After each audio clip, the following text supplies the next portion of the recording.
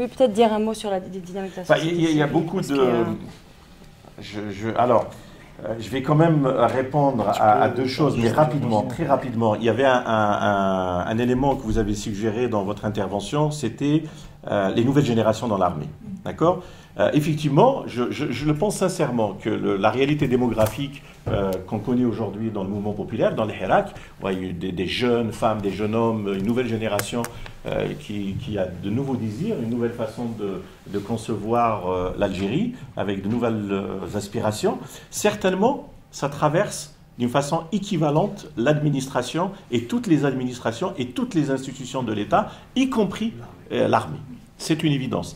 Et d'ailleurs, moi je pense que dans notre stratégie politique, il faudrait qu'on soit clair, audible, déterminé politiquement pour permettre peut-être à cette nouvelle génération, par un effet mécanique, s'il y a une situation historique, une crise politique nouvelle, si on arrive à nourrir et à accentuer la crise politique du régime actuellement, peut-être cette nouvelle génération, de fait, émergera et sera prête à discuter d'une transition réellement démocratique. Mais attends, c'est une piste de réflexion, c'est juste une construction, c'est pas une affirmation, c'est une construction théorique. Hamid, ce que tu dis, je suis sensible, mais je veux juste te rappeler une chose.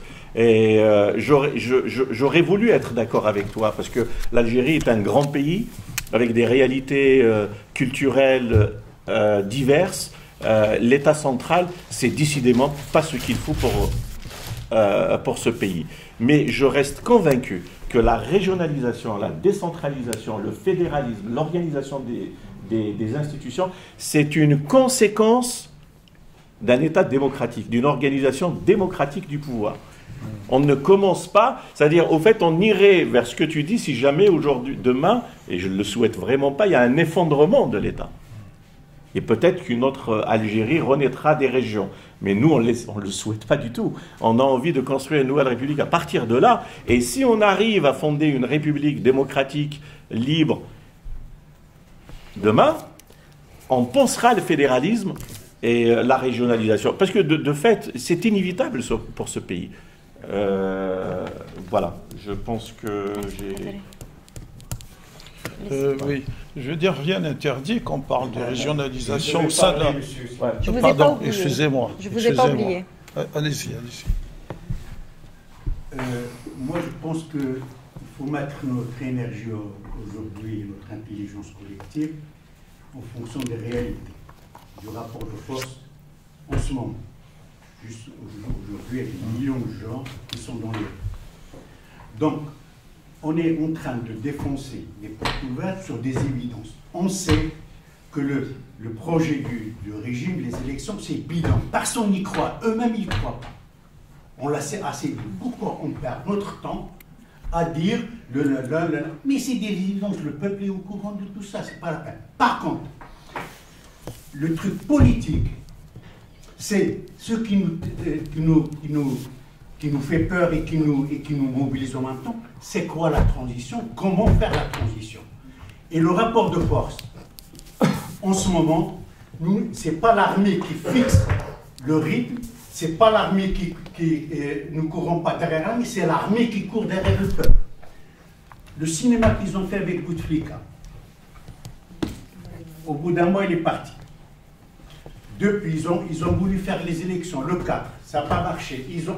Tout ce qu'ils ont fait, ils courent derrière le peuple. On n'a pas compris ça. Si on n'a pas compris ça, on va continuer à dire il y a un général, il y a des officiers, des jeunes, des machins, etc. C'est du bidon.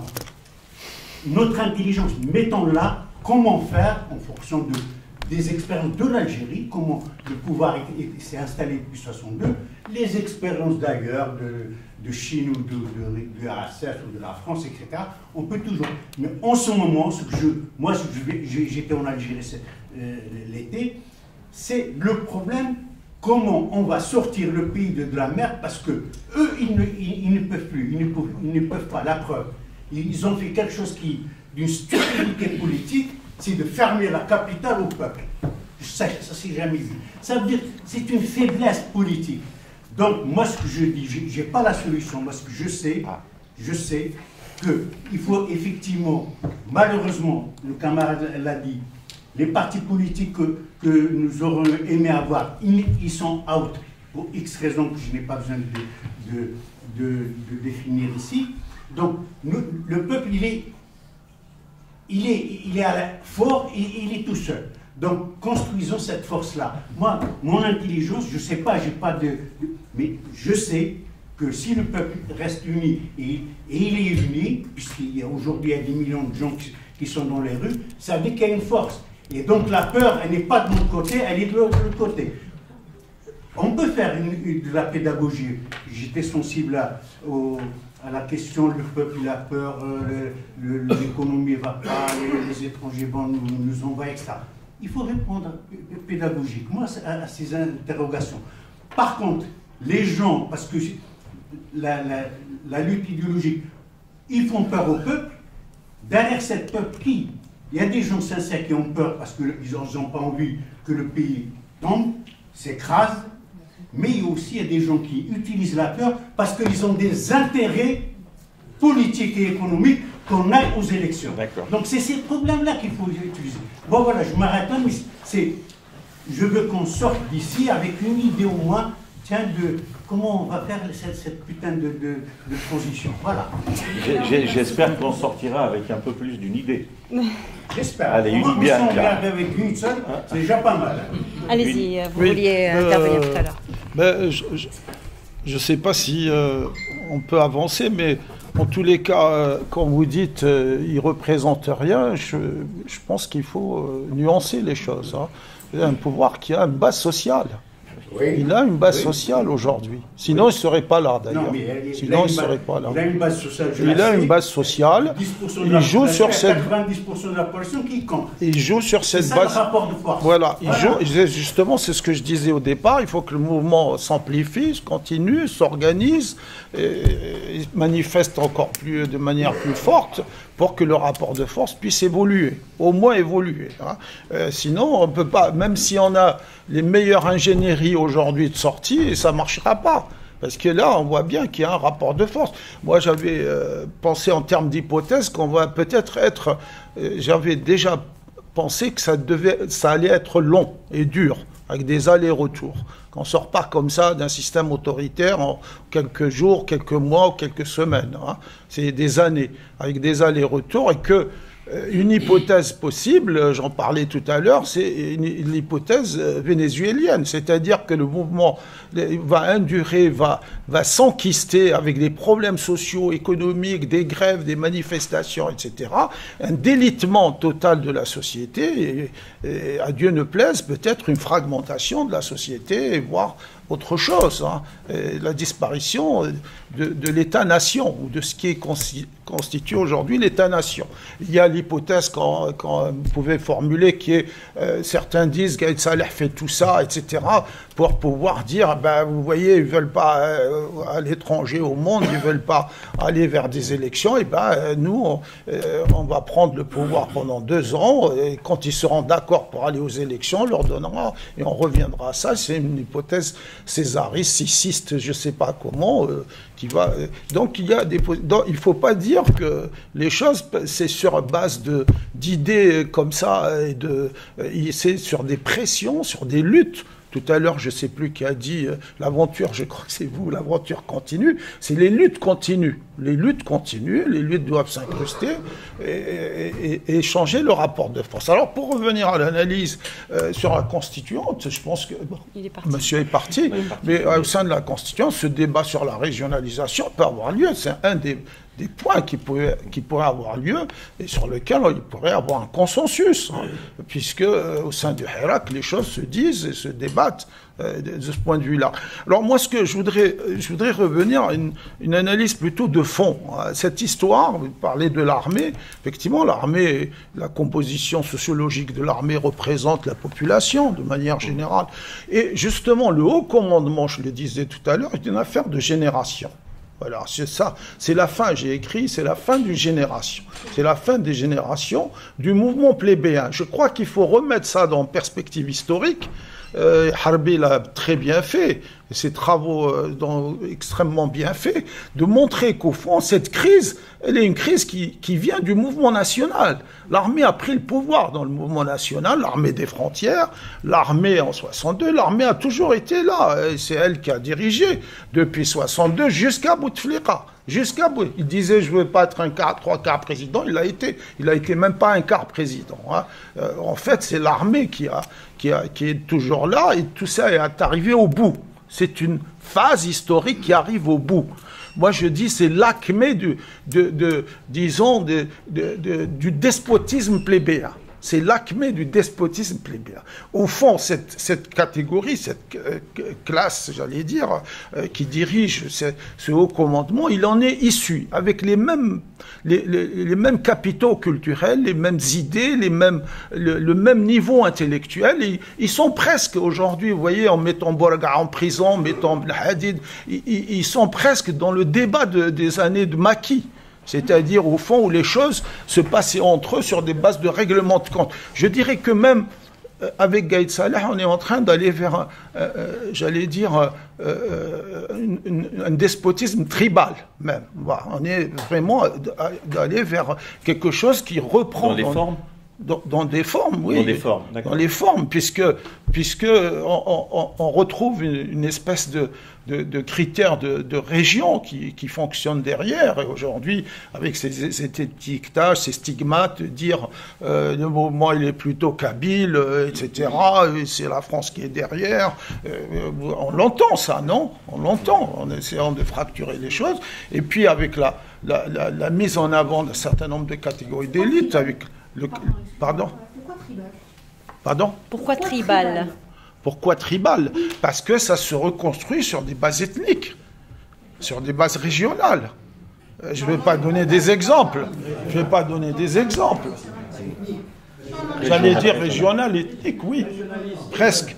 Et justement, on retrouve dans cette acmé de plébéens les idées, les fondamentaux du nationalisme conjugués avec, disons, d'autres traits, disons, l'arabisme, voilà, le badicisme, on a parlé même du badicisme, ça a été une espèce aussi de tentative de sortie au début du Hirak. Donc on est dans cette acmé de ce mouvement plébéien, et on est on est en train de basculer vers autre chose. Et donc ce haut commandement, je ne parle pas de l'armée en tant que telle, parce que l'armée, de manière générale, c'est une armée qui est dans sa composition sociologique, elle est représentative de la nation. Hein. C'est le haut commandement, donc, qui est dans cette logique. Et on est donc au bout où, aujourd'hui, dans cet espace de générationnel, on a une jeunesse. L'Algérie, c'est 70% des jeunes. Tout à l'heure, tu disais, l'armée, elle est aussi composée de jeunes. On est donc dans un nouveau espace générationnel, dans de nouvelles demandes sociales que cette direction n'a pas compris. Et si elle s'arc-boute sur ses fondamentaux, je pense qu'elle peut noyer le pays avec elle, d'une certaine façon. Hein, on ne parlera plus j'allais dire, ça va se recomposer autrement. Donc, c'est cet espace-temps nouveau qui amène disons, à penser la construction d'un autre contrat social. Et le Hirak nous invite à le construire. Je pense que c'est ça le plus important. Alors, juste un point d'ordre. J'ai beaucoup d'inscrits, donc tu vas réagir. Je te demanderai d'être un peu bref, et je demanderai à tout le monde d'être bref dans les interventions ou les questions, pour que tout le monde puisse parler, parce que j'ai vraiment plusieurs inscrits. Et j'ai des questions aussi. Allez, vas-y. Il est évident aujourd'hui, avec clarté, que le régime veut la continuation du système d'une façon autoritaire, et il mobilise pour cela des éléments de langage et des méthodes violentes et comme l'a dit Aïssa, les courants les plus réactionnaires de la société, sur des bases très souvent racistes, avec des confusions idéologiques et historiques insupportables. Et ça, forcément, ça créera des impasses politiques et malheureuses dans un futur proche. allez, lorsque tu dis qu'est-ce qu'on doit faire, là on est en train de parler de comment on conçoit la transition politique autonome du régime. Il y a un autre débat qui est intéressant. Qu'est-ce qui se passe aujourd'hui dans la société civile et la société politique? Il se passe des choses. Il y a le Hirak, il y a aussi les partis politiques. En quelques mois, ils se sont mobilisés, ils commencent à créer une substance politique de très intéressante. Rarement faite depuis l'indépendance, parce que ils ont été toujours muselés, les espaces de liberté, c'est pas la peine de revenir là-dessus. Et la société civile aussi a fait un travail extraordinaire. Nous, on a l'ACDA, on a fait partie du collectif de la société civile. Il y a un nombre incroyable d'associations qui se sont maintenues malgré les pressions politiques, les espaces de liberté, et les divergences, etc. Il y a eu des rencontres d'une richesse politique extraordinaire entre des syndicats autonomes, entre des associations culturelles, Ligue des droits de l'homme, des femmes, des jeunes, etc. Toute cette société est en train d'élaborer politiquement. Elle travaille par le bas. Et tout ça va ressortir à un moment. Et aujourd'hui, regardez la maturité politique même dans les discours. Et c'est peut-être ce qu'il faudrait faire. C'est que le régime, lui, il veut l'élection présidentielle parce qu'il a trouvé que c'est la seule voie pour pérenniser son système. Nous, on dit, on ne veut pas d'élection présidentielle parce que c'est le peuple qui le dit. On veut une transition démocratique, une transition autonome du régime, et on veut Daoula démocratique. Et Madaniya, Machi Askariya. Donc c'est déjà un programme politique. Peut-être qu'il est aujourd'hui un moment pour qu'on fasse effectivement de la propagande et de l'agitation pour accentuer la crise du régime, d'appeler, je ne sais pas sous quelle forme, peut-être à des assises nationales, à un congrès national, je ne sais pas comment l'appeler, pour que toutes les forces vives de la nation, les agoras qui se... Il y a 6 mois, vous auriez pu penser qu'il puisse y avoir des agoras dans les quartiers populaires de Annaba ou de Adrar ou de Ouargla pour parler de l'avenir de l'Algérie. C'est extraordinaire ce qui se passe. Des reconquêtes de l'espace public, de la parole publique, de l'élaboration politique. Il y a des expressions politiques, culturelles inédites. C'est pour ça que c'est une révolution. Elle va au-delà du propos politique. C'est au-delà d'idéologie. Mais quand on parle de révolution, tout à l'heure, on parlait de crise. Alors voilà, ça c'est un éclaircissement. De parler de ce qui c'est un processus révolutionnaire. Et non pas une crise, tu l'as dit. Voilà, ça te parle. Ça me parle. Bon, c'est très bien. Bon, on va laisser, il y en a hier. Vas-y. Donc peut-être qu'aujourd'hui, c'est vrai, Ali. Ouais. C'est vrai que depuis un moment, on se connaît, depuis 30 ans, ça va, on sait comment on fonctionne. Je trouve, ça fait longtemps que je n'ai pas assisté à des réunions, je trouve qu'on navigue un petit peu et qu'on devrait affronter le thème de notre rencontre de façon beaucoup plus directe, utiliser le mot révolution, utiliser le mot démocrate, libre et juste au lieu de dire démocratique, de plus rester dans notre république démocratique, etc. Non, c'est juste une petite partie. Oui, je sais que c'est une parenthèse, non, pour ça, pas mais il ne faut pas que on se connaît depuis très longtemps. Non, mais il y a des frustrés qui se disent non, mais elle n'est pas inscrite. C'est un point de vue.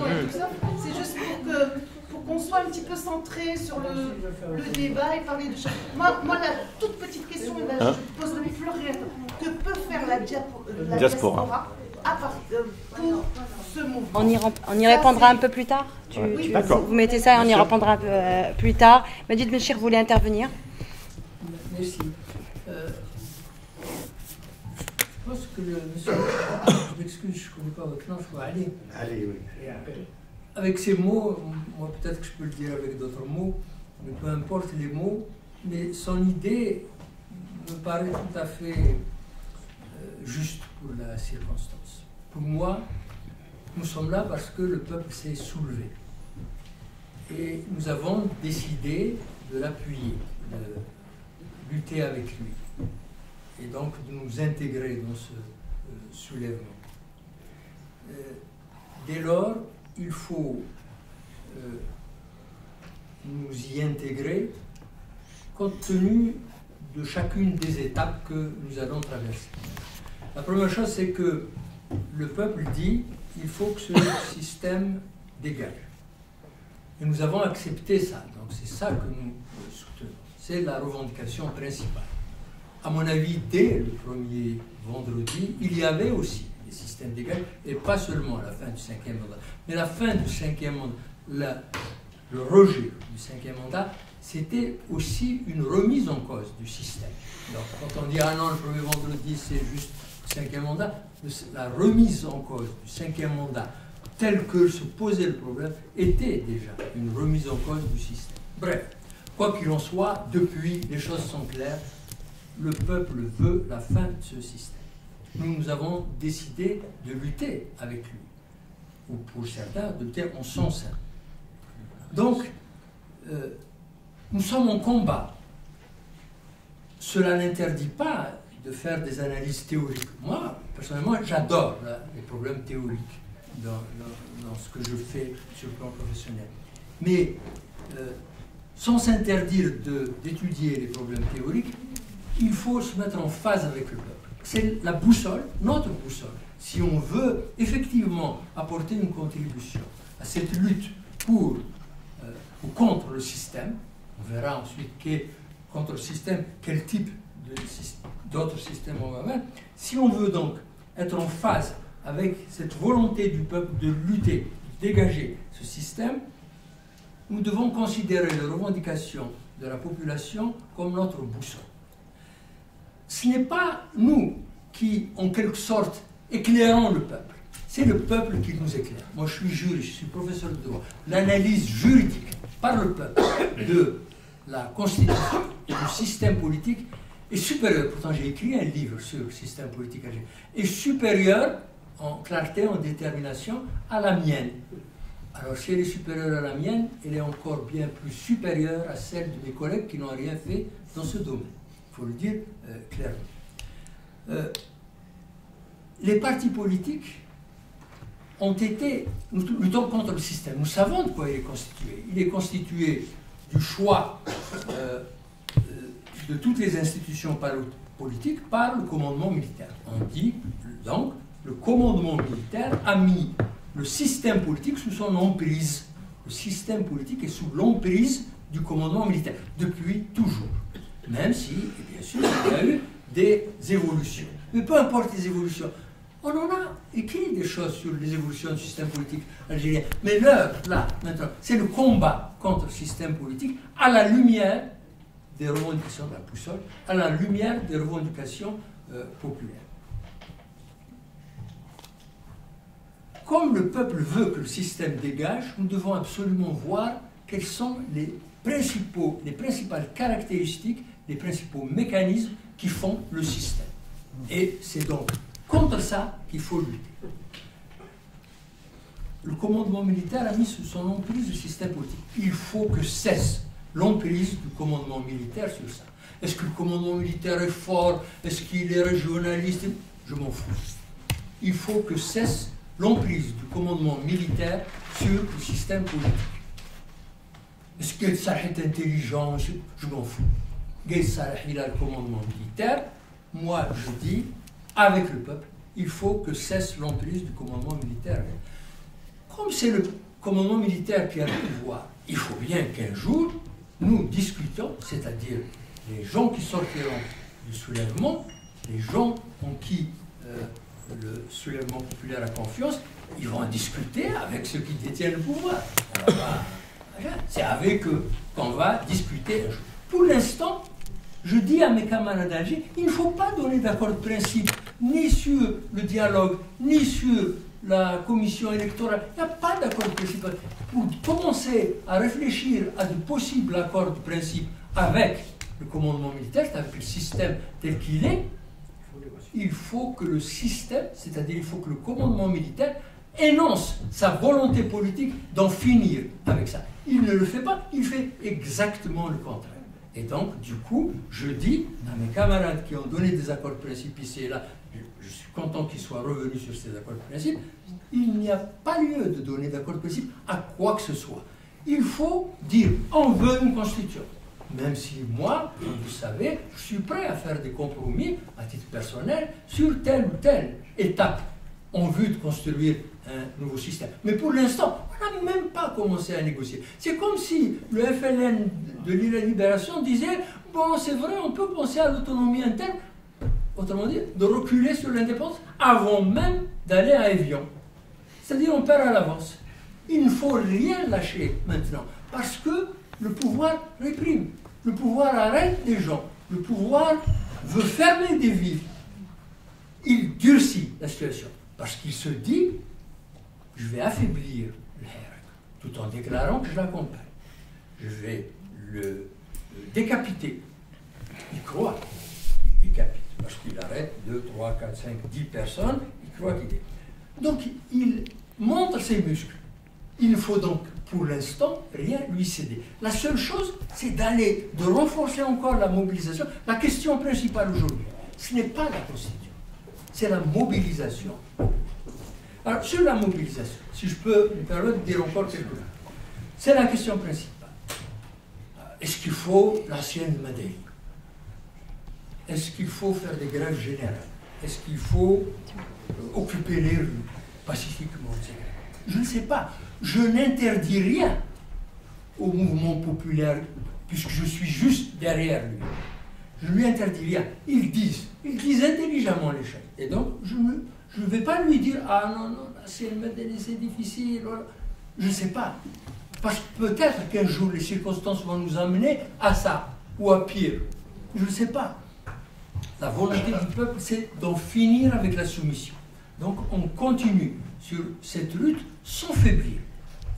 Ça ne nous interdit pas de réfléchir. J'espère. Je suis tout à fait d'accord avec le fait de débattre pour la théorie. J'ai dit, par exemple, aux associations à Alger, organisez-vous mieux. Je dis, moi j'ai apporté mon soutien à l'alternative démocratique. Je me suis réuni avec eux, je leur ai envoyé un papier. Très bien, je suis content qu'ils réclament un processus de construction en énonçant toute une série de libertés.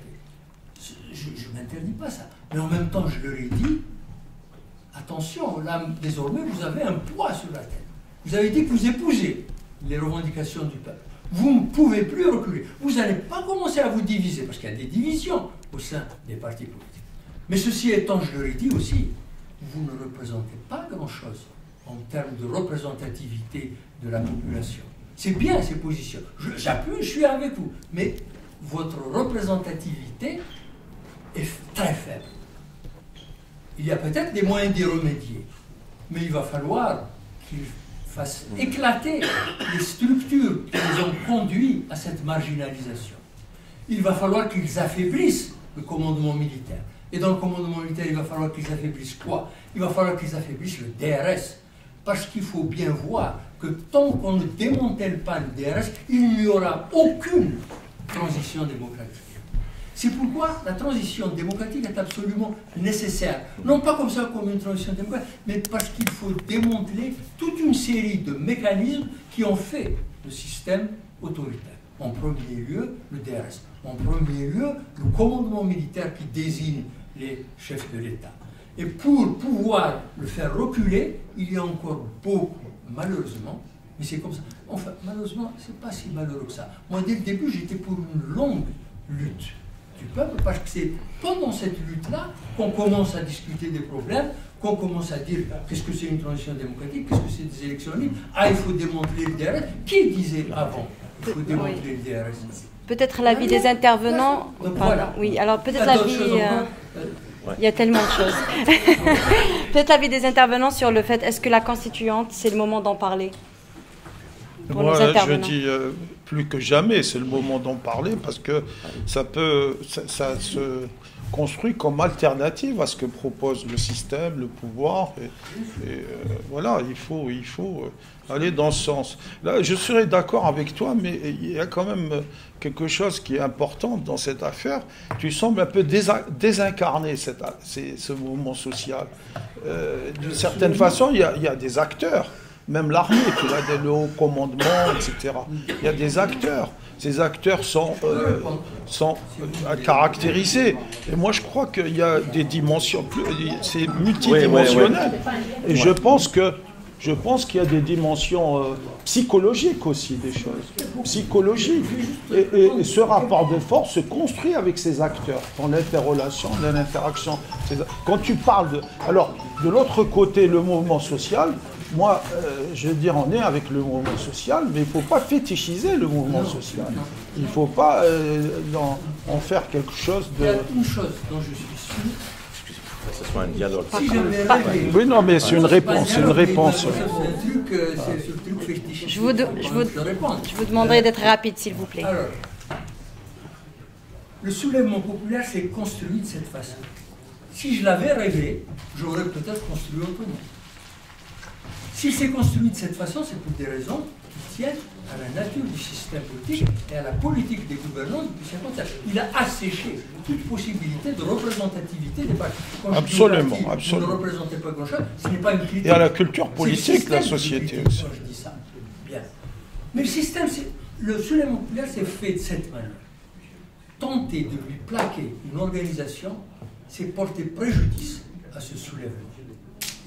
Ce soulèvement a des intelligences, il a une sorte de génie, il a des capacités de réponse rapides aux politiques des gouvernants. Il faut donc le garder. Ça n'interdit pas aux associations et aux partis politiques d'améliorer leur représentativité et leur organisation. Ça n'interdit pas aux intellectuels de discuter de la constituante. Moi, je suis pour un processus constituant aussi. Simplement, je ne m'interdis pas éventuellement de trouver un compromis si le rapport de force n'est pas suffisant pour y arriver immédiatement et dans les meilleures conditions. C'est tout. Omar Bouraba, peut-être une réaction. Je pense que de toute façon, on est des militants, d'où on parle, on est légitime pour réfléchir effectivement à toutes les options. Et aujourd'hui, le mouvement populaire, tous les vendredis, redit ce qu'il désire avec des mots d'ordre politiques clairs.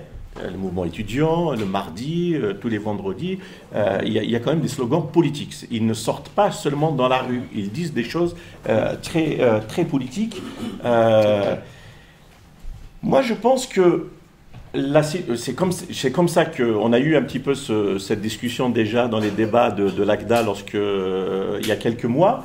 Je ne pense pas qu'il y aura un pourrissement de la situation politique au point où on va faire un face-à-face dans une réunion avec le commandement militaire en disant « Allez, maintenant que tu es acculé, négocions ». Ça ne va pas se passer comme ça. Ça ne va pas se passer comme ça. Et si on présage que ça ne se passera pas comme ça, il faudrait, c'est le rôle des associations, des partis politiques, des gens qui veulent créer des structures qui pourraient faire, qui seraient la traduction politique du mouvement populaire, pensent à comment se fera la transition, quelle est la substance de cette nouvelle République, toutes les questions politiques qu'on doit penser. On ne peut pas réussir une transition politique face à un régime de cette nature si on n'a pas une vision politique de ce qu'on souhaiterait faire. Donc il faudrait qu'on le discute. Tu disais tout à l'heure sur le mouvement national, je ne pense pas que ce qui a fait qu'on est arrivé à Évian parce qu'il y avait le congrès de la Soumam. Ce qu'on avait discuté. Il y avait une réunion des forces patriotiques, nationalistes, patriotiques, pour discuter du projet national. Donc la substance a été discutée. Et je pense qu'il faut, à mon avis, c'est des choses importantes. De toute façon, on s'en sortira si le mouvement populaire se reconnaisse dans une forme d'organisation démocratique qui serait très large, qui intégrerait les syndicats, les associations, les quartiers populaires, les agoras, les partis politiques, qui ferait un consensus politique sur cette nouvelle République. Sinon, on n'y arrivera pas. Parce que si on pense que la crise va juste venir de la mobilisation du vendredi et que de toute façon, à un moment donné, l'élite sera désignée d'abord par qui pour aller discuter autour d'une table, je ne pense pas que ça se passera comme ça. Donc moi, je suis d'accord avec toi qu'effectivement, ça sera très long, ça sera une lutte, à mon avis, plusieurs phases, ou une phase très longue avec des rythmes variables.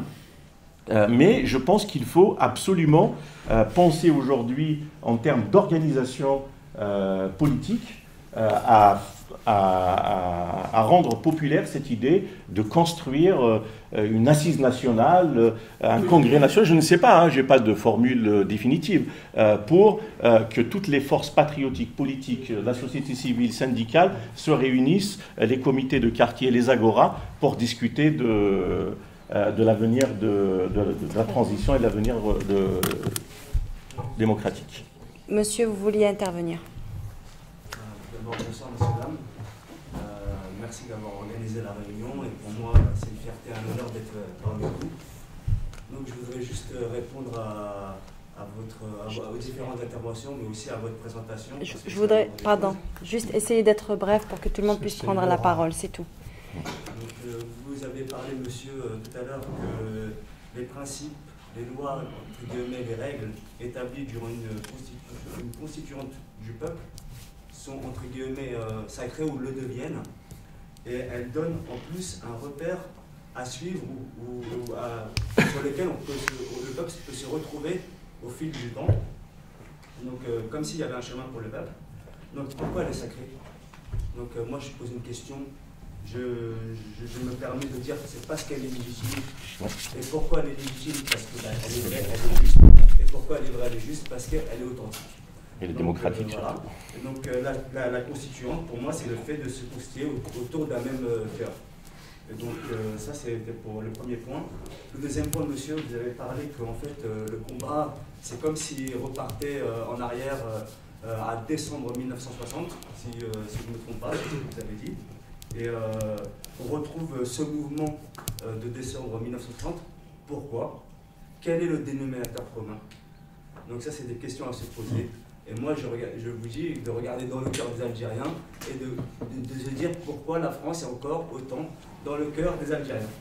Que ce soit en bien ou en mal. Donc voilà.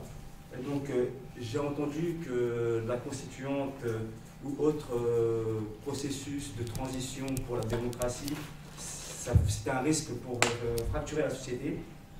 Personnellement, ça me fait rire. La société, jusqu'au fort intérieur de la majorité des individus composant le peuple algérien, est fractionnée. Ouais, on est cassé. Pourquoi? Parce qu'il y a beaucoup d'injustice. Et tant qu'il n'y a pas de justice, ou lèche, le voit que lèche. Donc voilà. Un autre point que j'ai entendu de la part de monsieur, c'est que le pouvoir militaire est faible. Non, monsieur. C'est le gouvernement qui manipule le militaire qui est faible. De plus, je signale que l'armée, ou autre corps contrôlé par le régime, ne peut réprimer les Algériens qui ont dû quitter l'Algérie pour avoir l'espérance dans un avenir meilleur. Pour cela, le régime s'est affaibli car ces armes, qui sont la violence, le mensonge et le terrorisme, ne peuvent être déployées partout pareil. On ne peut pas déployer partout, pareil en France, au Canada, la même chose que ce qu'on développe en Algérie. Voilà. J'ai entendu aussi de la part de vous-même, monsieur, qu'il court derrière le peuple. Non, monsieur, il court derrière la légitimité pour avoir un argument dans leur défense du régime, de pourquoi il faut le régime.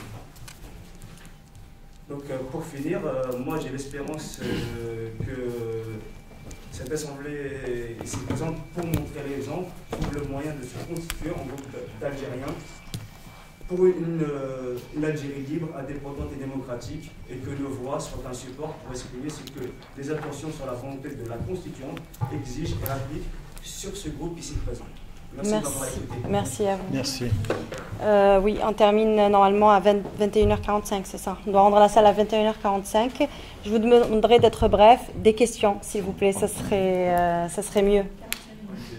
Moi, donc, je veux parler premièrement sur... on parlait de constituante avec l'historique. Il y a eu une constituante en 62 et Farhat Abbas, dans son livre, il a analysé comme quoi il y avait des préalables qui n'étaient pas présents. Il les a demandé à Dembélé, après ils ne se sont pas entendus. Donc il faut essayer de prendre en compte pour que une constituante n'échoue pas. Après, l'autre sujet qui a été mis sur la table, c'est l'organisation. comme quoi les collectifs en Algérie ne peuvent pas se créer à cause du climat. Mais même dans la diaspora, alors que le climat est favorable, depuis 7 mois, on n'a pas encore réussi à arriver vers quelque chose.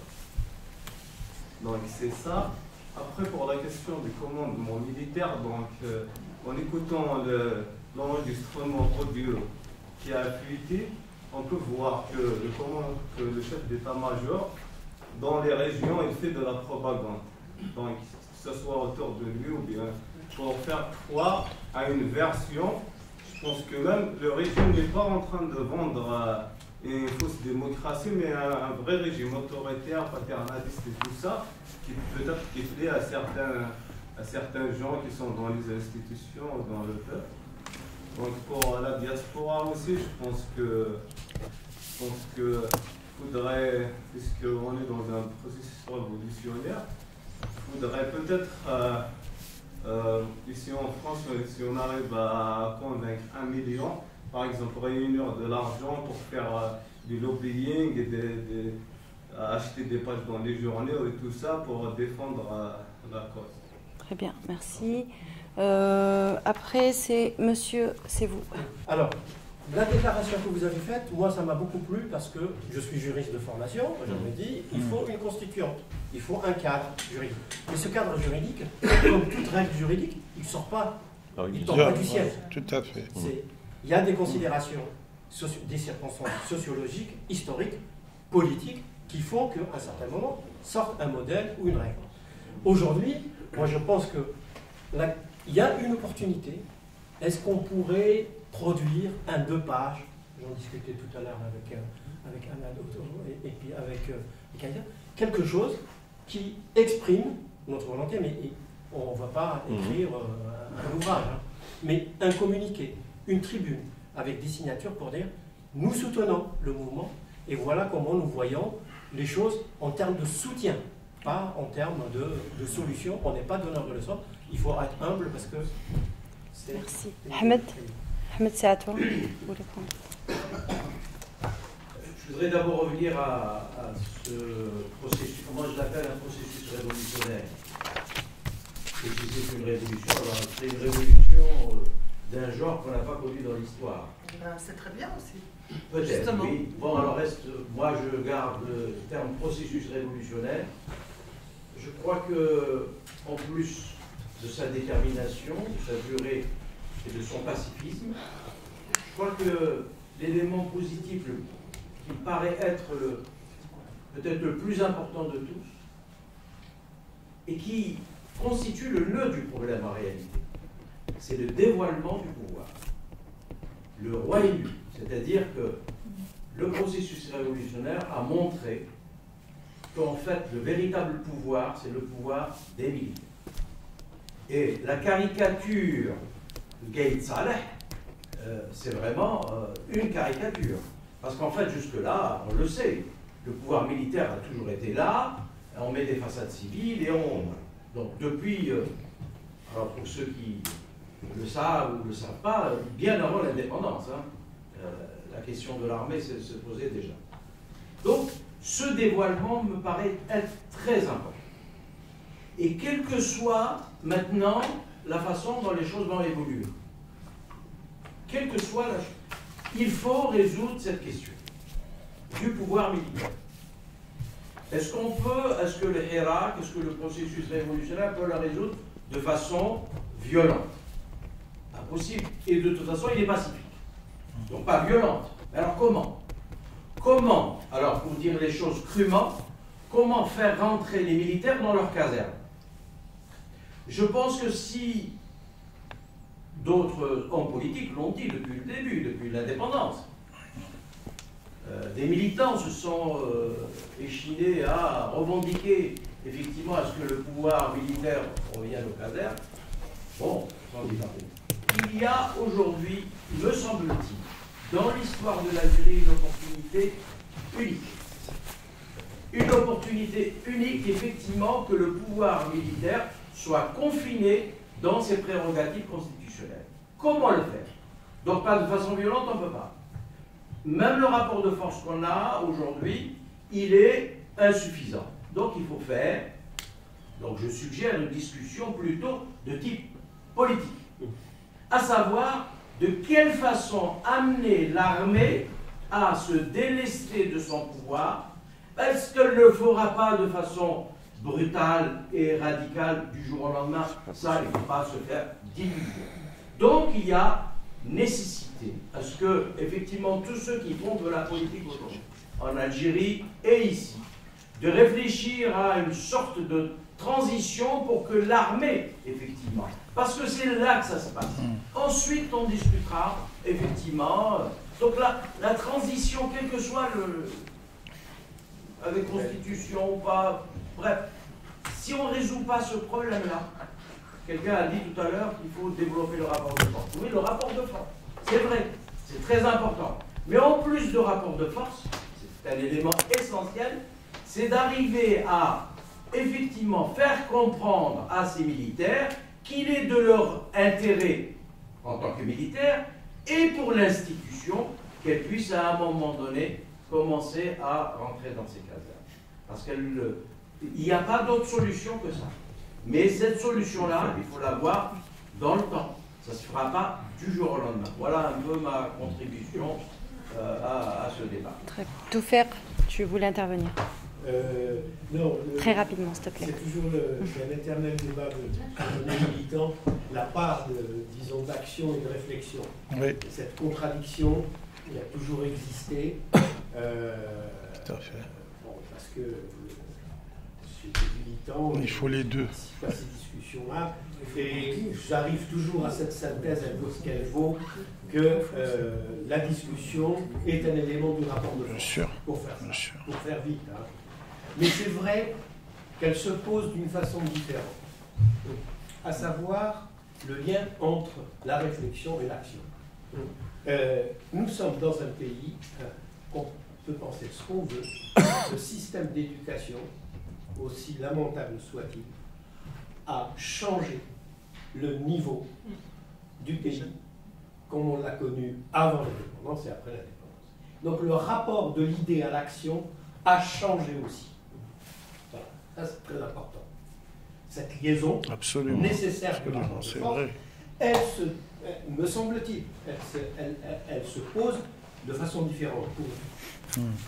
Quand on formule polémique comme ça, il n'y a pas d'avant-garde autoproclamée quand on a une population comme ça. Mais cela étant, c'est vrai, et d'ailleurs, on le sait dans l'ACDA, on était partagés pour faire une grande réunion. Est-ce qu'on commence par le texte sur la Constitution ou bien une réunion d'information, comme vous le dites, sur le rapport de force? On a tranché parce qu'autour de nous, beaucoup de débats se sont posés. Qu'est-ce qui va se passer? Comment ce processus constituant, comment on va le faire? C'est des questions, j'allais dire, d'anticipation.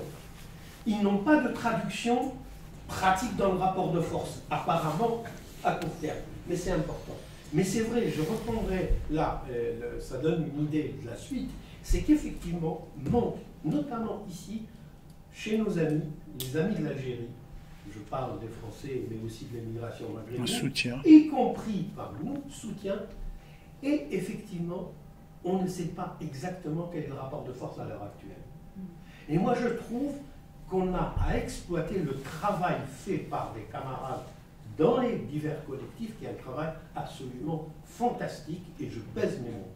Ils ont, en l'espace de 6 mois, résolu une série de contradictions, comme on disait à l'époque, au sein du peuple, la question identitaire, la question égalité homme-femme, et ils ont retourné quelque chose de l'intelligence, justement, du mouvement, retourné le piège du temps que le pouvoir a tendu, c'est-à-dire pensant que ça allait partir en sucette, ils l'ont retourné pour en faire un levier de débat, de rassemblement, en s'ouvrant, et c'est cette dynamique-là qu'il faudrait faire connaître. Très bien, merci. Vous voulez réagir et... Vas-y. Je réagirai aussi. Ouais. Je voudrais revenir à un moment théorique, parce que là, la théorie est claire, ce qui se passe dans...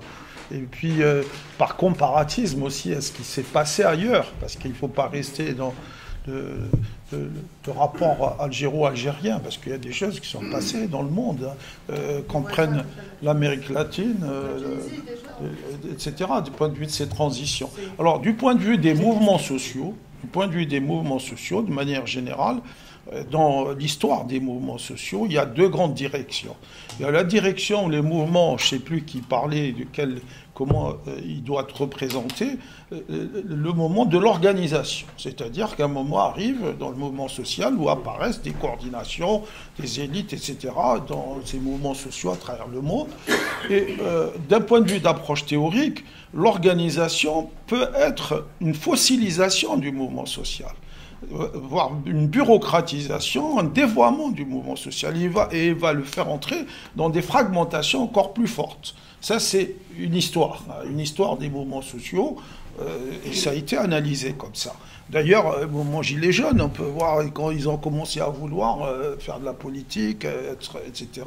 Et puis, il y a l'autre partie qui est le mouvement social, justement, la tabula rasa, itnahaouga. Et véritablement, c'est que le mouvement social, disons, s'épuise dans le temps. Il va jusqu'au fond, il indure, il s'épuise dans ses revendications vraiment radicales. De dire, il n'y a pas de négociation possible, il n'y a que, disons, mise à bas du système. Effectivement, on peut être dans la révolution à ce moment-là, dans le processus révolutionnaire, on passe à autre chose. On passe à autre chose, et c'est ça qui fait peur aux gens, on ne sait pas quoi, quelles sont les institutions, les cadres, les élites qu'il y a. Donc il y a vraiment dans l'histoire des mouvements sociaux ces deux. Et ceci appelle effectivement au moment du compromis. Il y a un moment de compromis. Il y a un moment où il faut construire le compromis. Alors le compromis dans ces histoires de transition, c'est de trouver... dans les transitions réussies, c'est de trouver l'ingénierie, donc la procédure constituante qui va permettre de passer aux décisions et de passer à autre chose. Et de ce point de vue-là, dans l'histoire, pour aller vite, il y a eu quelques exemples. Il y a l'exemple, donc, je disais tout à l'heure, de l'Afrique du Sud. J'ai sous les yeux ce qu'ils ont fait. Il y a les premières négociations, donc, au sein d'un organisme central composé de représentants non élus, qui réunissaient 18 organisations, le gouvernement, les administrations, les 10 bantoustans, 7 partis politiques, dont l'ANC, l'Inkatha et même le parti d'extrême droite, Boers. C'est-à-dire, ils se sont réunis. Et je veux dire, c'est ça un peu la sortie. Je veux dire, l'armée, dans les pôles, ça ne peut être qu'inclusif. Dans les pays de l'Est, c'est des tables rondes organisées sur des exemples d'organes centrales. Si on prend par exemple la Pologne, il y a eu 20 membres de l'opposition, dont 6 de Solidarność, 14 de la coalition gouvernementale, 6 du syndicat officiel, 14 indépendants, 2 représentants de l'Église catholique, etc. Donc ce qui fait qu'on a des organismes multilatéraux, inclusifs, qui permettent effectivement le débat et de sortir et de passer à autre chose et de construire une transition comment dire, consensuelle, enfin, dans le compromis. Sinon, on n'en sort pas. Je veux dire, si on suit le mouvement social jusqu'au bout, c'est ce que je disais tout à l'heure, on peut aller vers la fragmentation complète de la société. Et il faut qu'il y ait un moment il faut qu'il y ait un moment de construction. S'il vous plaît, on va essayer de... Alors, je te laisse Alors, rapidement sur le rapport de force. S'il vous plaît, je ne vous demanderai pas d'aparté, s'il vous plaît. Sur le rapport de force, je pense que le mouvement populaire est dans le sens de l'histoire. Il est dans une dynamique positive. Dans ce sens-là, il l'a montré, il le montre tous les vendredis, sa capacité de mobilisation dit son caractère vigoureux et sa force. Est-ce que pour autant, le régime, il est à terre? Est-ce qu'il y a des dissidences, des pans entiers de l'administration,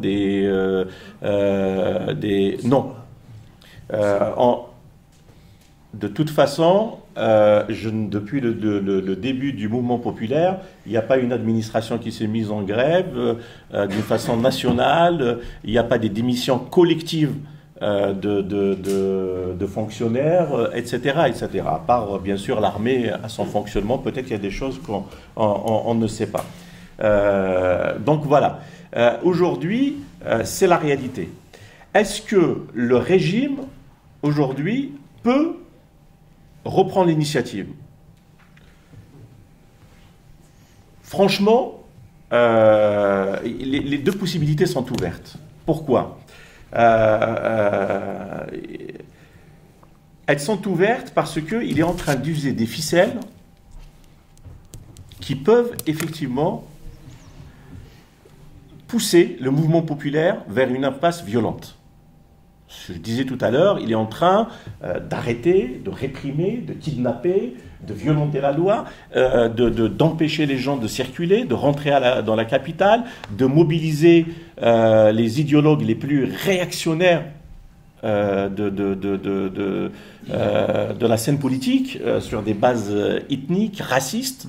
Il a, comme dit Toufir, le mouvement populaire s'est approprié cette diversité culturelle d'une façon extraordinaire. Le pouvoir est intervenu d'une façon violente pour empêcher que les gens prennent le drapeau berbère. Voilà, donc, et puis il y a une campagne, il faut le dire, il y a une campagne contre la Kabylie, raciste, qui est de plus en plus, elle est assumée par des cercles du pouvoir. Donc ça, effectivement, est-ce que ça, Majid, est-ce que ça réussira, ça réussirait pas, je ne sais pas, mais de toute façon, elle est là. C'est-à-dire aujourd'hui, le régime essaye de nous imposer une perpétuation du système. S'il vous plaît, non. Oui, mais non, mais il y a des gens qui n'ont pas encore parlé. C'est important, tout est basé là-dessus aujourd'hui. Il ne faut pas se leurrer, il ne faut pas se cacher. S'il vous plaît, pour que le débat se tienne bien, il faudrait que les... C'est parti du drapeau à Mézir. Moi, je vais faire mon hirak à Annaba. Je ne suis plus vraiment dans la diaspora. Je suis rentrée au pays, et donc je réside à Annaba. Tous les vendredis, je sors à Annaba. À Annaba, il y a une population kabyle qui a toujours vécu en très bonne intelligence avec les gens de Annaba qui ne sont pas kabyles, qui sont soit chez oui, ça, il n'y a pas de souci là-dessus. Soit arabes qui revendiquent leur ottomanité ou leur arabité, qu'importe. Mais ça s'est toujours bien passé. L'histoire du drapeau, parce qu'il est malade, c'est mon voisin en plus, il a essayé de calquer le diviser pour mieux régner, ce qu'a fait le colonialisme français en Algérie, au Maroc, avec les Rifins et avec les Kabyles, etc. Il a essayé de faire la même chose. À Annaba, ce qui se passe, je vais dans les réunions, certains des contre-révolutionnaires, enfin, qui sont pour le hirak et en même temps qui sont contre le drapeau. Ça, c'était très violent. Nous, on ne le voit pas comme ça de loin, il faut être vraiment de l'intérieur, qui sont sortis avec des thèses comme ça. Ce drapeau a été fabriqué, inventé dans les années 70 par un certain Jacques. Il y a du vrai là-dedans, mais complètement tordu, déformé. C'est important qu'on parle de ces choses-là, moi je pense. Si jamais nous faisons un texte, moi j'ai le projet d'écrire un petit fascicule. Parce que, je vous demanderai d'abréger, madame, s'il vous plaît. Non, c'est juste pour que les gens informent les autres. Et que même dimanche, quand on va à République, je vais faire mon hirak aussi à Paris, Inch'Allah, le dimanche, il faut que les gens comprennent, parce que j'ai beaucoup de copines qui rentrent de République et me disent non, c'était trop kabyle. Le mouvement se kabilise. Les gens le disent. Kamel Daoud l'a dit. Donc, ce que je veux dire, Leïla, donc tu apportes effectivement, donc la propagande, c'est pas Gaïd Salah qui est en train de le faire, c'est ce régime, qui organise ces impasses. Il a toujours pu il a toujours pu perdurer dans le temps parce qu'il a usé de la violence et de la division dans la société. Et il est aussi en train d'essayer de gagner une nouvelle clientèle.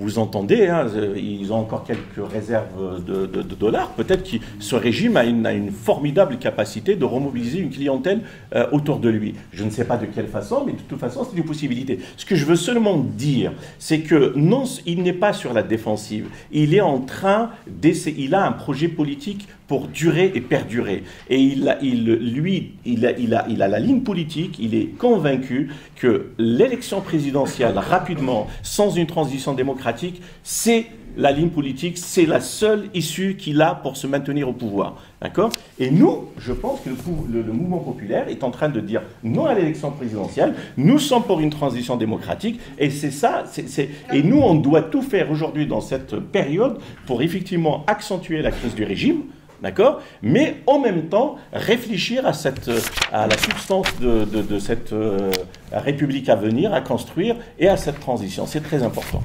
Une personne voulait intervenir, vous derrière. Je vous demanderai, s'il vous plaît, il nous reste même pas 20 minutes. Donc je vous demanderai d'être bref pour que les intervenants puissent répondre et qu'on clôture la rencontre. Et pas d'interruption, s'il vous plaît. Merci.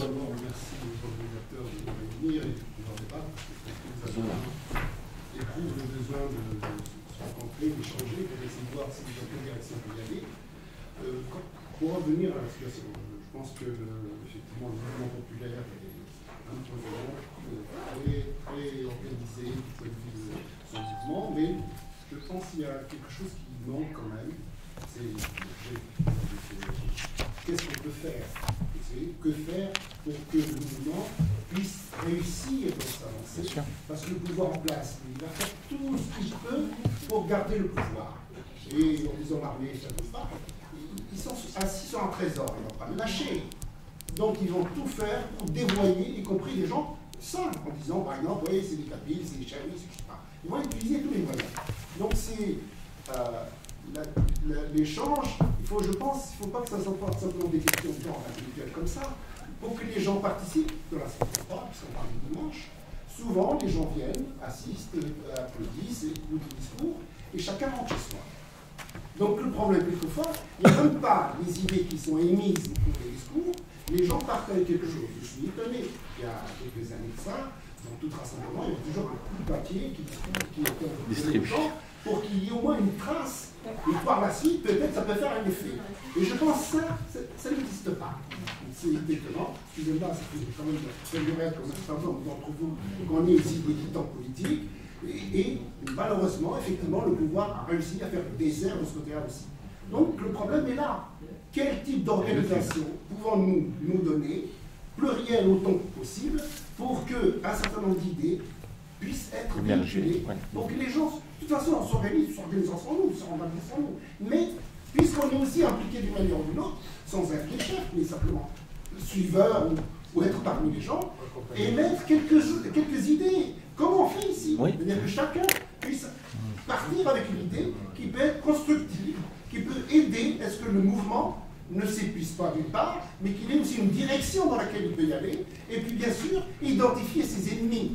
Tout à l'heure, on dit l'armée. Il y a peut-être aussi des composantes à l'intérieur de ce pouvoir qui a intérêt à conserver ce système-là.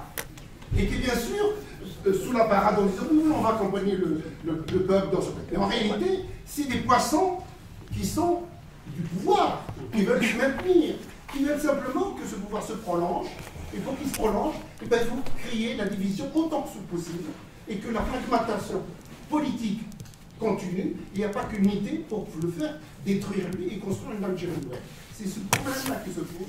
Donc, il faut arriver à avoir des réponses, disons, pas simplement de type conceptuel ou intellectuel, mais des questions pratiques pour que les gens puissent agir.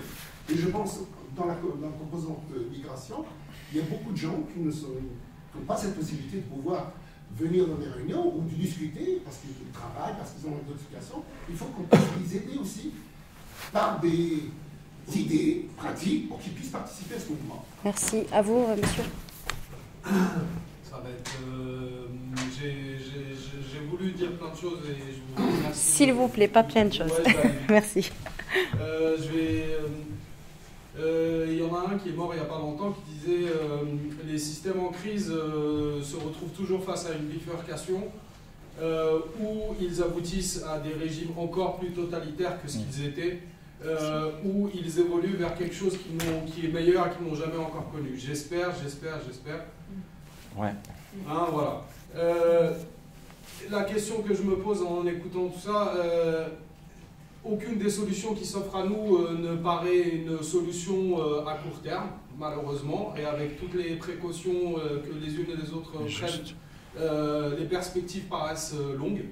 Et voilà. Et du coup, la question que je me pose, c'est l'Algérie est et sans vouloir sortir les violons, un bien précieux sur un plan géostratégique, sur un plan géopolitique, sur un plan économique de fourniture d'énergie à l'Europe entière, à la France en particulier. En tant qu'acheteur d'armes, c'est une des premières armées d'Afrique, une des premières armées au monde, donc c'est pas non plus voilà. L'armée, c'est pas Gates. Et loin de moi de vouloir défendre l'armée, ceux qui me connaissent ma répulsion pour l'autoritarisme, quel qu'il soit. Et dans cette idée de répulsion de l'autoritarisme, il y a une vigilance que je trouve très rare. C'est celle de ne pas plaquer ses idées sur le Hirak, mais de plutôt ce positionnement pas de suiveur, mais l'intelligence des manifestations, elle est supérieure à tous les discours que les uns et les unes peuvent tenir. Le rapport à la Constitution, par exemple, les Algériens ont très vite, au bout de la 2e ou 3e semaine, début mars, sorti l'article 7 et 8, l'article 102, et très vite, les Algériens se sont appropriés cette Constitution pour abattre le régime. C'est pas parce que les idées sont claires qu'elles sont simples. C'est là où je suis pas d'accord avec toi, c'est que dans Yetin Haouga, il n'y a pas que Yetin Haouga. Yetin Haouga, ils ينحيو بيون واحد آخر. ما نهضرش العربية اللغة تاعي الدارجة. Il y a toutes les problématiques qui vont aborder dans le temps après, qui sont abordées dans ces 30 secondes-là de ce système. Je suis d'accord. Et il faut rester vigilant à ça. Voilà, bon, le reste, c'est toujours très intéressant d'entendre les uns et les autres parler. Moi, il y a un mot qui me sort par le trou des... C'est le mot diaspora que j'arrive pas à comprendre, excusez-moi, mais ça doit revenir à toutes les choses. Je me sens pas diaspora, je suis immigré, ceux qui me connaissent le savent, je suis immigré depuis 1995, immigré de force, et j'ai fait le choix, moi, aujourd'hui, de vivre en citoyen parisien, citoyen dionysien, sans demander la nationalité française. Je paye mes impôts, j'ai pas le droit. Donc il y a aussi une position en tant qu'Algérien en France, à laquelle, voilà, donc j'avais pas de réelle question, si ce n'est d'attirer des vigilances à gauche, à droite, par là, par-ci, par-là. Très bien. Vous vouliez réagir, je vous demanderai d'être bref, s'il vous plaît. Très, très bref. Très vite, moi d'abord, je voulais dire que le plus important aujourd'hui, c'est la mobilisation. Il faut se mobiliser, parce qu'il n'y a que ça, il n'y a que comme ça que l'on peut arriver à faire dégager ce pouvoir. La deuxième chose qu'il faut comprendre, ce pouvoir ne peut pas se dégager comme ça. Tant qu'il n'est pas venu à table pour négocier, rien ne se fera. Et sachez que rien ne se fera sans les militaires. Les militaires, s'ils sont acculés, ils vont mieux pour nous qu'ils viennent discuter que de prendre leur valise et se barrer. Parce que, je vais vous dire pourquoi, s'ils partent tous avec leurs valises, ils partent avec tous les secrets militaires algériens. D'accord? Donc pour nous, c'est mieux qu'ils se mettent à table qu'on leur parle. Parce qu'en fait, c'est ce qui va se passer. Hein. Ils ne lâcheront jamais si on ne leur donne pas de départ. Donc moi, je vous dis... S'il vous plaît, pas d'aparté, laissez-le s'exprimer. Dans le monde, il n'y a aucun dictateur qui est parti sans négociation. Donc, mais ça va être long. Parce qu'au jour d'aujourd'hui, pour lâcher celui qui a goûté à la chair de la perdrix, il a du mal à lâcher. Donc, on aura du mal à la faire lâcher. Il faut se mobiliser là-bas, ici, partout. Il faut se mobiliser et essayer. C'est notre rôle de faire mobiliser les instances internationales. Il faut essayer de faire mobiliser la société française. Je ne parle pas du pouvoir, mais la société française. On a besoin de soutien. Merci. Il y a encore 2 interventions et on clôture les inscriptions. C'est à vous. c'est un petit peu une... Je vous demanderai d'être bref, s'il vous plaît, de ne pas répéter ce qui a déjà été dit. Ce que vous avez dit par rapport au pouvoir. Ce pouvoir, il a une voix, il a aussi des têtes pensantes. S'il vous plaît. Ces têtes pensantes, elles ont plutôt bien pensé jusqu'à présent. Parce que comment résister autrement à un tel tsunami populaire depuis 7 mois? Donc ne les méprisons pas, c'est le premier point. Ils ont joué également de... On pourrait parler de division et de diversité, et ils jouent très bien de ça. Et d'un autre côté, je trouve pour ma part que les coordinations, que le mouvement citoyen, bien qu'il mature sur le plan politique, comme vous l'avez dit, et c'est une excellente chose, je trouve qu'aujourd'hui, il faut passer à une étape supérieure. Il faut faire des propositions. Il ne faut pas se contenter de dire qu'il nous faut une nouvelle constitution. Tout le monde le sait, ça. Donc si c'était que pour ça, on n'a pas besoin de se réunir. Mais comment y parvenir?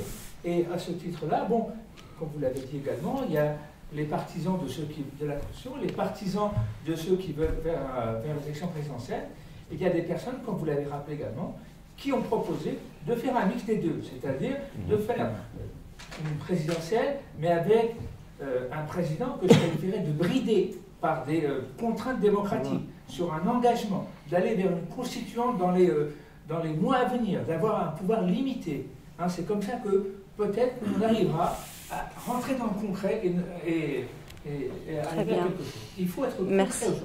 Merci. Monsieur, pareil, bref. Rapidement, juste moi, je suis bientôt en retard, je n'ai pas écouté ce qui s'est passé là. Moi, je me pose juste une question. On parle de constitution, d'accord, et d'assemblée constituante. A-t-il jamais eu une constitution en Algérie?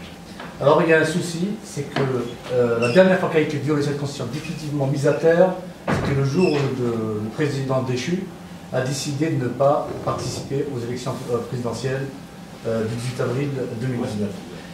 Et on a dit, alors il n'y a pas de constitution, la constitution est tombée. Et nos spécialistes, parce qu'aujourd'hui il y a une faillite, le peuple, personnellement je ne crois pas au mouvement spontané. Je ne vais pas m'expliquer là-dessus, c'est loin à expliquer. Mais ce qu'il y a, c'est que le peuple est sorti, avec des revendications claires, à travers tous les territoires, avec des slogans clairs. Mais nos élites, qui ont toujours failli, pour des raisons et d'autres, aujourd'hui, elles ont une force en face, qu'elles doivent accompagner d'une manière honnête, fiable et sérieuse. Parce qu'on risque que le scénario le plus plausible, c'est l'affrontement, monsieur. Parce que ça arrange le système. L'affrontement. On va vers la solution. Moi, personnellement, je ne crois, enfin, je parle pour moi, je ne crois pas que ce régime croit aux élections du 12 décembre 2019. Ça, c'est pas... Ils sont en train de mettre en place tous les scénarios possibles. Même le scénario de la Cour de sûreté de l'État de Médéa 1987. J'ajouterais peut-être une question pour revenir à la constituante. Il y a un autre élément qui, moi, me fait peur, mais qui n'a pas été évoqué. Moi, personnellement, j'ai peur des militaires, mais j'ai peur aussi des islamistes. Et parce que je fais partie d'une génération que je dirais islamisée, qui a une aversion, par exemple, par rapport à la démocratie telle qu'on la conçoit, en tout cas moi, telle que je la conçois moi, qui est très attachée aux valeurs traditionnelles et religieuses. Peut-être que si vous pouvez répondre maintenant ou si vous ne pouvez pas, mais en tout cas c'est une question qui se pose pour moi. Est-ce qu'on risque pas dans une transition, dans un processus constituant et dans l'élection d'une assemblée constitutionnelle, de se retrouver avec une majorité non démocrate? Voilà, ce sera la dernière question de la soirée. Vous partagez. Non, ça va être long. La prochaine conférence. Ouais, ça voilà, va être long. sera sur ça. Ça va être long pour répondre, mais pour dire deux mots. Oui, non, mais vous n'êtes pas obligé de répondre à ma question. Par contre, oui. Elle est très compliquée. On a 10 minutes. Répondez à. Enfin, moi je l'ai posé juste pour. Parce que c'est rapide. Oui. Allez-y, Aïssa Kadri. Vous vouliez intervenir, non? Oui, je voulais peut-être dire deux mots vraiment très vite. Ahmed parlait de dévoilement le mouvement est arrivé à dévoiler la nature du pouvoir autoritaire, du pouvoir militaire. C'est une chose extrêmement importante. Mais deuxième chose qu'il a dévoilée, qui est mis en avant aujourd'hui, et on en a un petit peu parlé ici ou là, c'est l'algérianité. C'est aujourd'hui les Algériens se retrouvent tous dans ce mouvement. Et il y a une autre forme j'allais dire, d'expression d'appartenance identitaire à la nation. Elle est plurielle, justement, elle est plurielle. Il y a plusieurs sensibilités dans le mouvement. Ils se tolèrent, ils se parlent. Il y a des agoras, il y a des débats. Et c'est véritablement quelque chose d'extrêmement positif. Ce qui revient à dire en 2 mots sur le mouvement islamiste, je pense que là, dans l'espace-temps aujourd'hui, on est dans un recul du mouvement islamiste. Même si l'Algérie s'est piétisée, théocratique, voilà, il y a du fondamentalisme qui circule, mais à la fois la décennie rouge ou noire, etc., était extrêmement, de ce point de vue-là, un moment important dans la définition de nouveaux rapports entre les gens, autre que par la violence. Et par ailleurs, disons, les Algériens aujourd'hui ne s'en laissent plus raconter du point de vue islamiste. La société, paradoxalement, c'est sécularisé, je pense. Elle s'est sécularisée. Et je crois que même les islamistes, on les entend dans le mouvement social, sont d'accord pour construire quelque chose au sein d'une constituante avec du compromis avec les autres. Je crois que c'est un moment extraordinaire aujourd'hui. Il faut le saisir. Il faut le saisir, c'est un moment. Alors, sur la question des diasporas, effectivement, on ne peut pas parler peut-être de diaspora, mais l'émigration algérienne a été une avant-garde dans l'émancipation du peuple algérien. L'idée d'indépendance est née ici, dans l'étoile nord-africaine et dans le PPA-MTLD. Et on peut penser que l'immigration algérienne aujourd'hui, dans sa diversité, dans ses composantes, disons, cultivées, avec des capitaux culturels forts, peut être un élément, disons, important, disons, un aiguillon dans les débats aujourd'hui et porter, disons, un message et influencer un peu ce moment social. Et pour répondre à votre question, à un moment vous disiez ça bifurque, ça peut bifurquer, je ne sais plus qui l'a dit, effectivement. Il faut savoir que dans l'histoire, les mouvements sociaux peuvent aussi consolider les systèmes autoritaires. Souvent d'ailleurs, dans l'histoire, les mouvements sociaux consolident, parce qu'après, il y a une demande de stabilité, de sécurité, des classes moyennes, de la population, de dire on en a marre, etc. Et le régime militaire revient très fort. On l'a vu après 88, mais même en France, ici, dans l'histoire de la France, les mouvements sociaux, la commune a mis la bourgeoisie en place. Hein. La commune, c'était ces sombres journées de la commune, comme disait Ferry, qui a permis de consolider le système.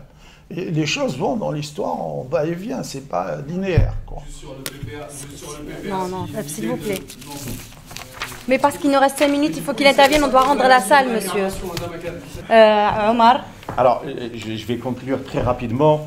La constituante, ce n'est pas un lieu d'expression d'une forme de dictature de la majorité. Absolument. Le rôle politique de la constituante, c'est la fondation d'une république démocratique. Et aujourd'hui, ce que le mouvement populaire demande, c'est une république démocratique. Hurra, démocratia, askaria, madaniya, maji askaria.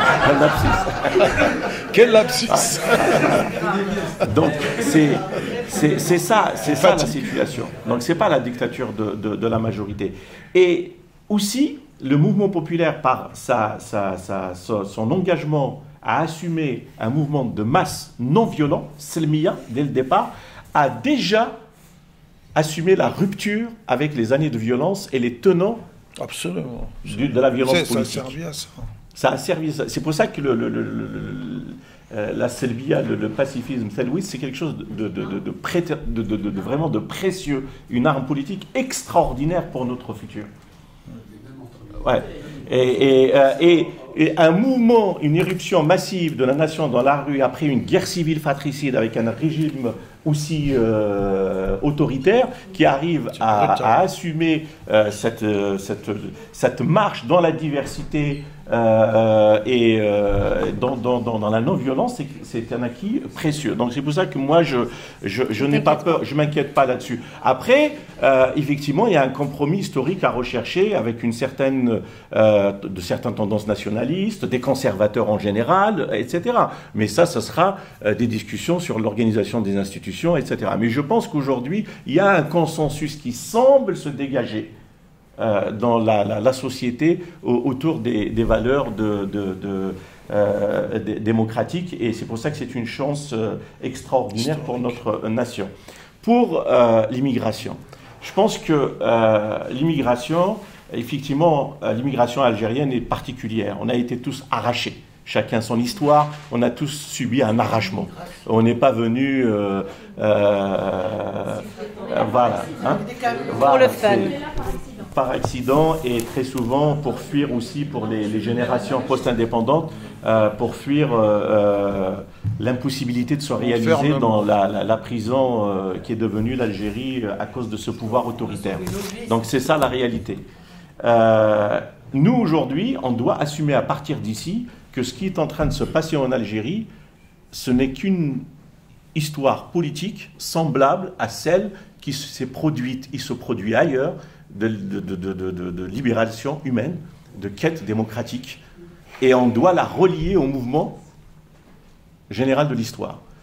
Et on doit aujourd'hui, c'est l'un des rôles essentiels de notre communauté, assumer des cadres de discussion et d'élaboration collective, assumer le fait de construire des passerelles de solidarité avec la société politique démocratique française. Moi, j'ai été frappé par, effectivement, la place de la République. Vous disiez, ça fait des années que vous militez. Moi, c'est la première fois que je milite et je vois qu'on fait des rassemblements et on note l'absence d'organisation démocratique française et tout simplement l'absence de nos amis français. Si, il y a eu... il y a des personnalités très éparses, mais il n'y a pas eu d'appel. Alors peut-être qu'au départ, on s'était dit qu'il y a peut-être un désir de faire société entre Algériens, de se reconstruire, de se retrouver autour de cette place, et c'est tant mieux. Mais aujourd'hui, on a un rôle politique imminent dans la période qui s'ouvre, c'est-à-dire notre rôle, c'est de dire non aux élections présidentielles et tout faire pour que ce régime tombe. Donc on doit accentuer la crise du régime et on doit organiser des solidarités internationales. Et d'ailleurs, dans ce sens, l'ACDA, on prépare un meeting de solidarité dans un petit mois avec les organisations démocratiques françaises et essayer de porter notre lutte créer des passerelles avec d'autres forces politiques. Ça manque, effectivement. Très bien. Non, Oui. Oui. Ouais. Alors, je voudrais juste une annonce. Oui, tout faire, je te laisse la faire. Il y a ce que vient d'annoncer Omar concernant vous serez informé pour le meeting. Et d'informations sur la nature du mouvement et tout, parce que les deux vont ensemble. Et il y a aussi le collectif Libérant l'Algérie. Parce que j'y étais à ce truc. Dimanche, la tenue de ce rassemblement, il y a une hypothèse, il y a une décision de faire une marche le 1er novembre. Et j'annonce aussi que le 25, une autre réunion, une autre rencontre débat, toujours dans le cadre des forums de l'ACDA sur les compromis historiques, sera organisée avec Adel Abdelrazak. Un des animateurs du Hirak à Constantine. Dans l'Est, voilà. Et vous aurez de toute façon, si vous n'êtes pas sur la mailing list, n'hésitez pas à laisser votre mail, comme ça vous serez au courant des prochains. Sur le rôle des élites. Comment? Ouais, merci beaucoup. Merci beaucoup.